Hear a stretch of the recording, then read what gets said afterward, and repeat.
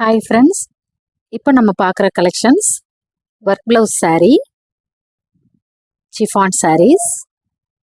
பாருங்கள், all over body ஃபுல்லாக இந்த மாதிரி ஸ்ட்ரைப்டு டிசைன் அழகாக கிளிட்டரிங்காக இருக்குது. நல்லா அந்த டிசைன் வந்து ரொம்ப அழகாக ஹைலைட்டடாக தெரியுது.